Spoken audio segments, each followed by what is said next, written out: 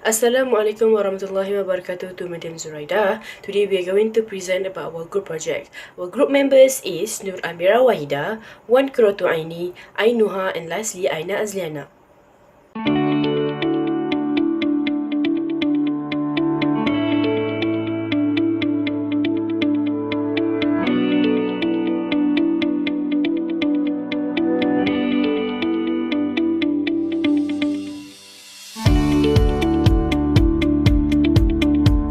Firstly, we are going to know about the mean return, the estimated profit or loss an investor expect to achieve from a portfolio of the investment. As we can see here, the highest of the mean return is from Top Glove with 0.2736%, that higher than the normal amount of the revenue and investment generates over the given period of time. And as we can see here also, the lowest mean return is come from the Dutch lady with a negative 0.1172%, which means not making enough income. Secondly, we are going to know about the standard deviation, the validity of the stocks by the average price. Number one, as we can see here, the highest standard deviation comes also from the Top Glove with the 0.034827 that indicates data are more spread out from the average. And the lowest is PMB tag, which is 0.00061 that indicates data point on the respectively above or below the mean. Lastly, coefficients of the variance. The function is to determine the coefficient ovation of the various securities.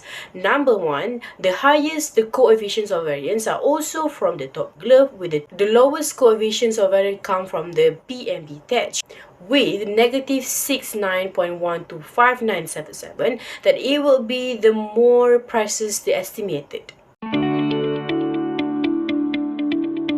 After we then calculate the average return, standard deviation, as well as the coefficient of variation, then we must evaluate the pairwise correlation coefficient for the stock that have been chosen before. Correlation coefficients are used to express the correlation between two securities. There are 6 pairs of stock to measure the correlation that have been shown on the slide.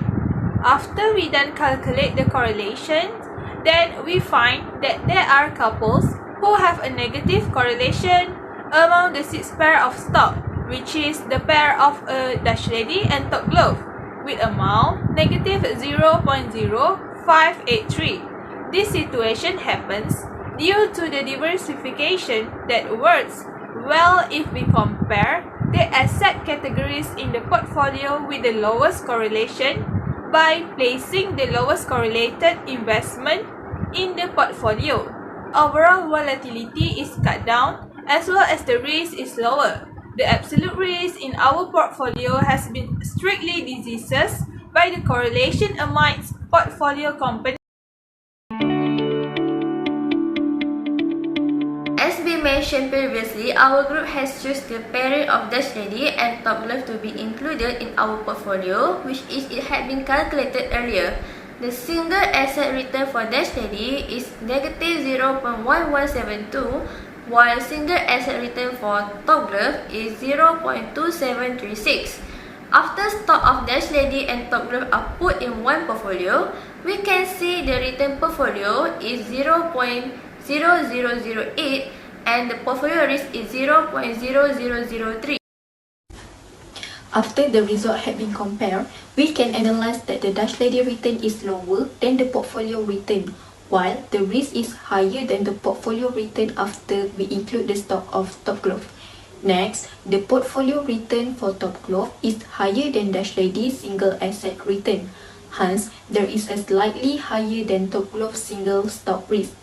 Based on the overall result, we can conclude that in general, higher potential returns require higher risk, but there is no guarantee that taking on more risk will result in an increase in return. Therefore, diversifying the portfolio resulted in a reduction in risk without compromising potential returns. So, combining Dutch lady and Top Glove into one portfolio is a recommended course of action.